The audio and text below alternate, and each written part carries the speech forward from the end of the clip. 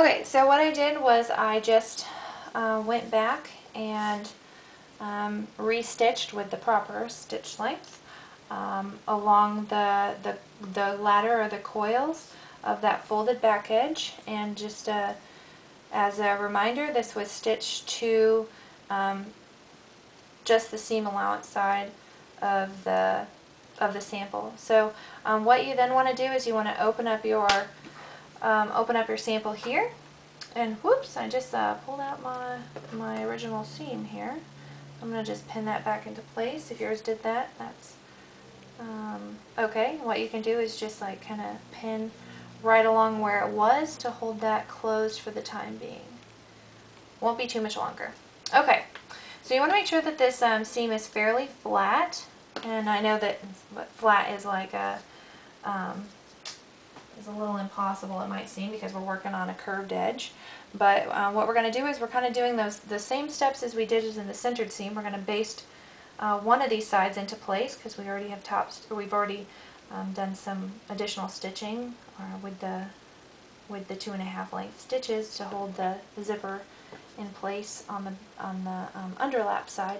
And then what we need to do is we need to do some hand basting just to keep everything in the places it should on the right or the front part of the skirt. So I'm going to go ahead and I knotted my fabric, and I'm just going to I knotted my hand sewing needle, and I'm just going to come across the bottom right below the zipper stop. And I'm going to move my yarn or my hand sewing needle and thread over to the right, and then I'm just going to do some quick basting right up this side seam here. And just so you know, I want to give you a quick shot of we're stitching it we're stitching along the zipper tape along the front part of the skirt, and it's on the side of the zipper that we have yet to sew on. So in case you were just wondering, now I'm going to hold this sample in my hand to help follow the curve that naturally occurs with the side seam. So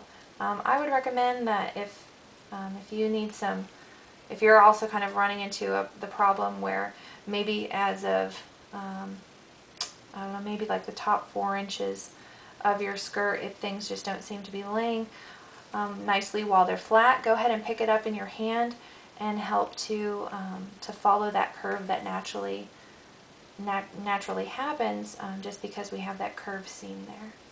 Okay, almost done. Stitching things to the zipper tape. Okay, and when I get close to the top, I'm just going to make a quick knot and be done with our hand sewing. Alright, oh, there we go. My knot didn't want to finish up. So I just quickly, to kind of give you a quick show, what I did was I just hand basted that along the top there. Now what we're going to do is we're going to go back with our regular stitch length at about 2.5 and put this into place. And we want to start on the bottom edge, and what we need to do is we need to move our foot over to the other side. So make sure that your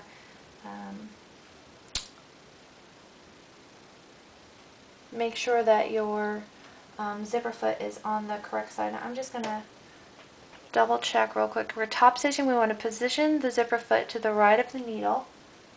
Maybe I have it backwards. Top stitch close to the basting across the bottom edge of the zipper and then up to the top, pivoting at the corner. Take care not to stitch over the basting. So I did have my zipper foot in this place where it needed to be, but I need to move it back. So make sure that it's clipped into the left bar.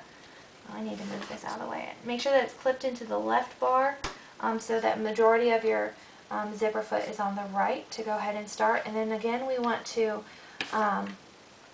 make sure that we stitch across the bottom and then up along that edge where we had just placed our basting stitches in. So I'm going to go ahead and position my my presser foot so that it's, I would say, fairly close. Let me grab my thread in the back. Fairly close to where that zipper stop is.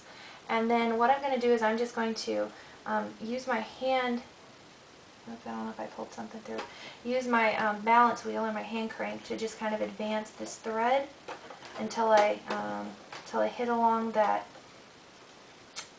on the tape part, because I was actually, oops, oh, I think I pushed the wrong button on my machine, because I was actually stitching through the coils.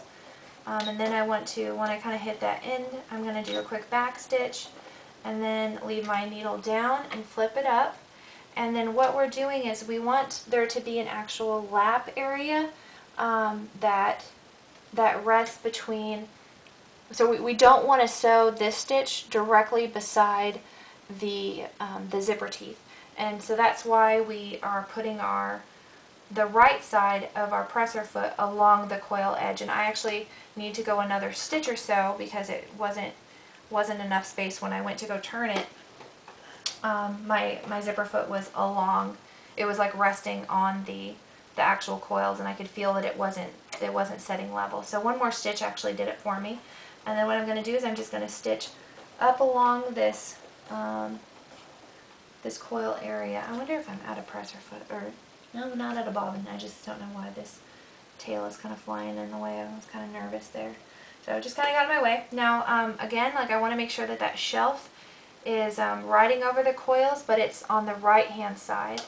So it's maybe about a ½ inch or so away from that center seam line, or the side seam line that we're stitching it along. And so what I can do is I can feel with my finger where things are running, and I want to have those coils run just right along the edge of the tongue part of my zipper foot here. And again, I'm going super slow because I don't want to have, I want to try to keep this line as straight as I can.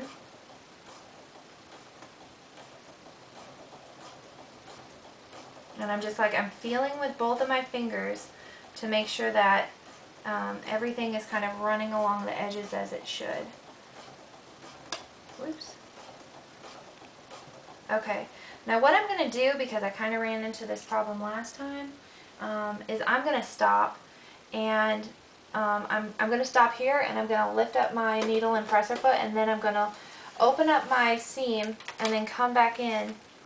I'm just going to open it up a little bit so I can take my zipper down, just a very small area, because I found that stitching around that slider was more difficult for me than I thought. So I'm going to go ahead and see if I can, and I took it down maybe an inch or so, maybe 2 inches.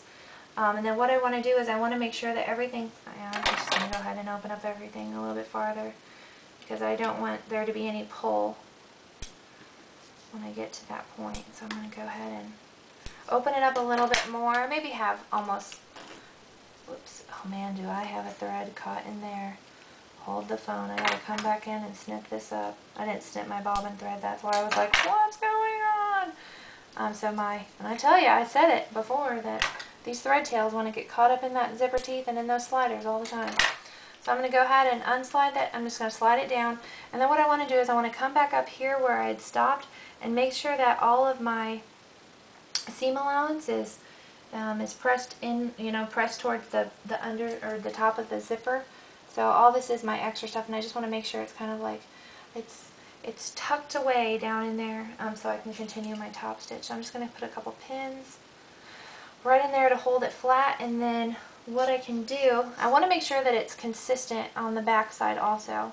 So I just have to readjust. It's always good to check the front as well as the back to make sure that everything's laying even along the edge as you really want it to. Alright, and I'm going to put another pin in just for safekeeping. And then what I'm going to do is I'm going to start right back up where I had stopped, and I'm just going to do some overlap stitches, maybe about 4 or 5. And I'm going to make sure that my needle goes directly into that stitch line from where it was before. Alright, and again, like I'm just feeling that, making sure that the right side of the tongue part of the zipper foot is just running right along the coils, or the ladder of the actual zipper. Alright, and as I get near the top, I'm just going to do a quick back stitch, maybe grab 1 or 2 threads, and be done with this. Okay, then I can trim up all these excess tails, and you definitely want to go back in and trim up the tails where we overlapped our stitches, just because it will probably be grabbing something on the inside on that bobbin thread. Okay, now what you can do is you can just continue to open up this